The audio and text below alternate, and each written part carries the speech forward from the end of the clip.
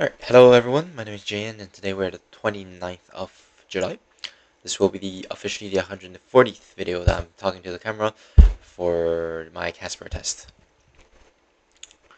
First, I want to do a little update on my life.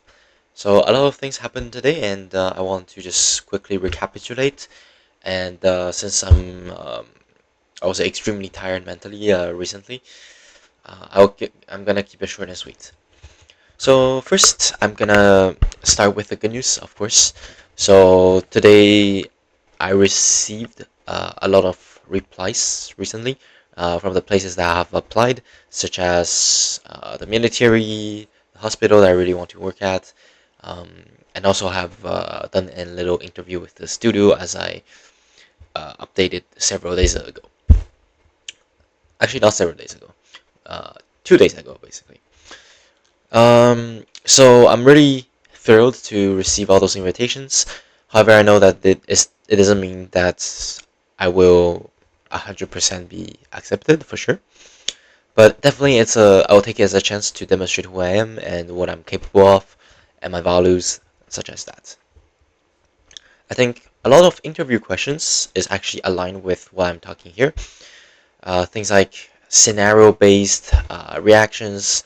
How would you do in certain situations? If a trainer does something wrong, would you point it out in public? Things like that. And I think I've really learned a lot and I've benefited a lot from doing this.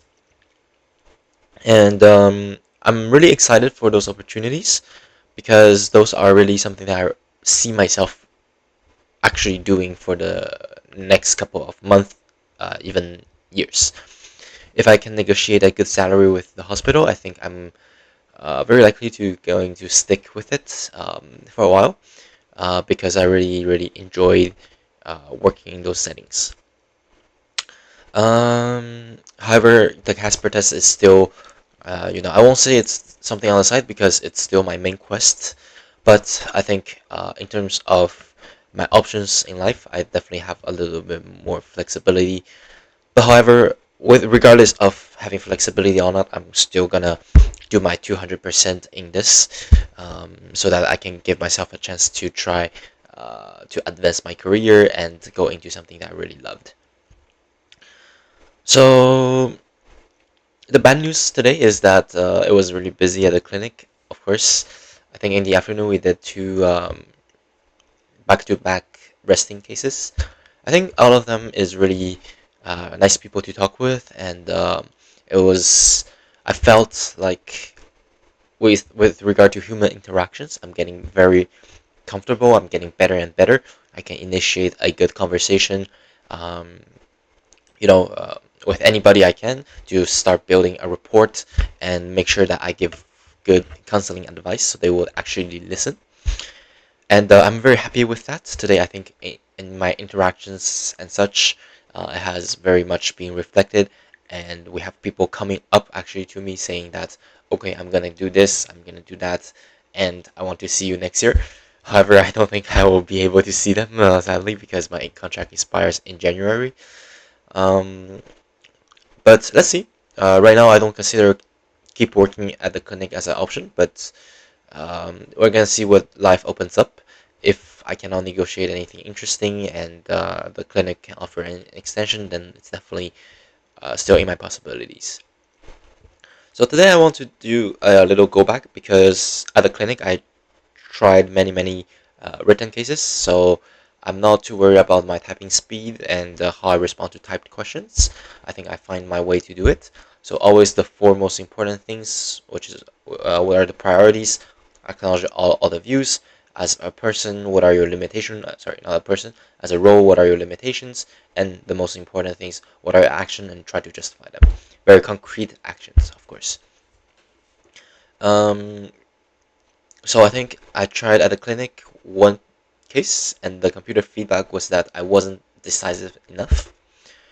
I tried to rewrite it with a very decisive tone, and they tell me I'm not empathetic enough, and I scored less. So I think uh, you know, my initial approach was good. It's just that I have to be polite but also firm at the same time. So in today's scenario that I'm a member of the student club organizing a charity talent show, a week before the event, one of your teammates, Taylor, who was responsible for booking a venue, confesses that they forgot to do it. Now the venue is no longer available. Meanwhile, another team member, Priya, is extremely frustrated and publicly blames Taylor during a group meeting, which causes tension among the group. Okay, so I'll get 30 seconds to reflect about it. Oh.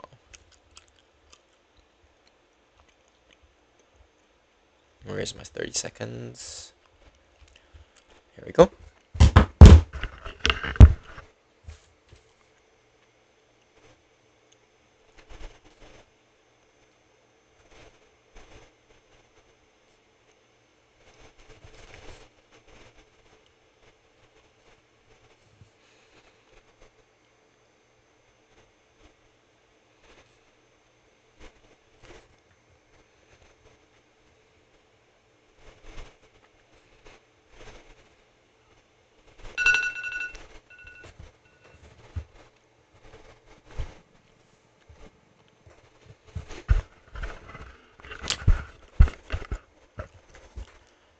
So question one, how would you handle the situation during a group meeting to ensure that the project stays on track and the team morale is not lost?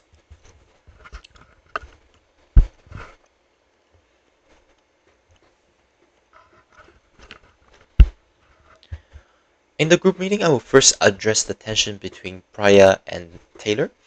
First, I will say something like, "Hey Priya, I understand that this is something unexpected for you, and it is normal that we feel frustrated because I know that you really want to have this show going fluently and going perfectly. Um, I I of course understand your frustration, but now blaming each other does not solve the situation. Let's get to be solution oriented." For Taylor, I will say that I understand. Okay, so you forget about it. Um, let's just move forward with it. We can talk about this issue later. Taylor, would you be open to contact some other venues that might be possible? I would be very solution oriented. I will try to find any alternatives. So the priority here is the show that can be continue moving forward. Question two, after the meeting, Taylor messages you saying about they're thinking about dropping out of the club because they feel embarrassed and guilty. What would you say in response?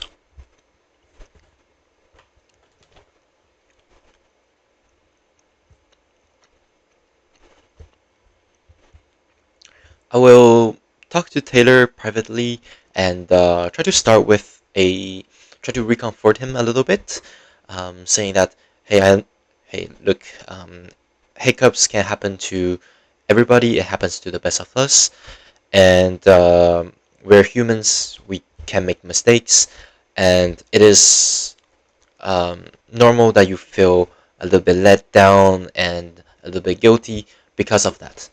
And I completely understand why you feel like this. However, I think it is not a big deal of making a mistake, but it's very important to fix it before it becomes an actual error.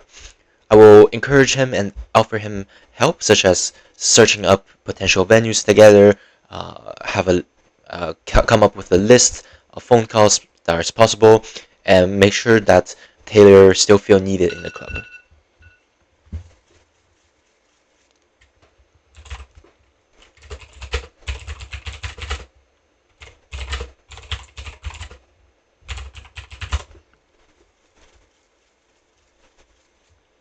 Okay, so let's see. Question one, I will say, how would you handle the situation? In the meeting, I will first step to calmly de-escalate the tension. I acknowledge everything's stress, we're frustrated, it's a setback. I find a solution if we work together.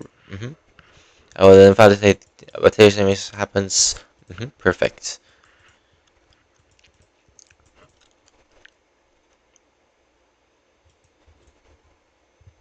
Yep, perfect. That's exactly what ChatGPT does. So I think keep sticking with prior views, limitations, and actions is best.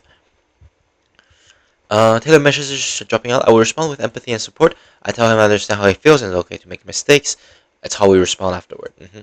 I remind them the value they bring to the team and whenever it doesn't define their contribution. I also reassure that the team is working together to move forward, not to blame. I just encourage them to stay, emphasizing so if they're open to it, I suggest more next steps to feel more support moving forward. Sounds good.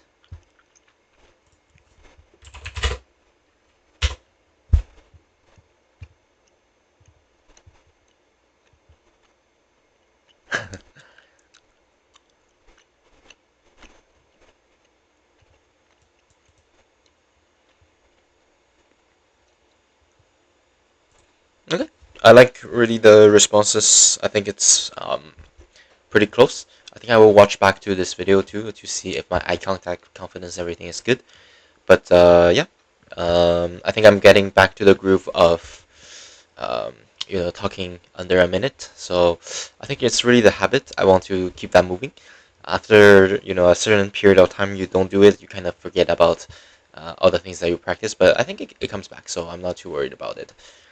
So right now, my focus is to really perform in the interviews and to prepare myself as much as I can for those opportunities because I really want them, and try to balance a little bit of work life too, because those are some extra things that comes in. And recently, I'm dealing with a lot of things, a lot of extras. So it's to manage my emotions, manage my tasks that I have to do, but yeah, one thing at a time. And here my prio is really to focus on the interviews because they can have an impact on my future. So I'll see you tomorrow, and this will be it for today.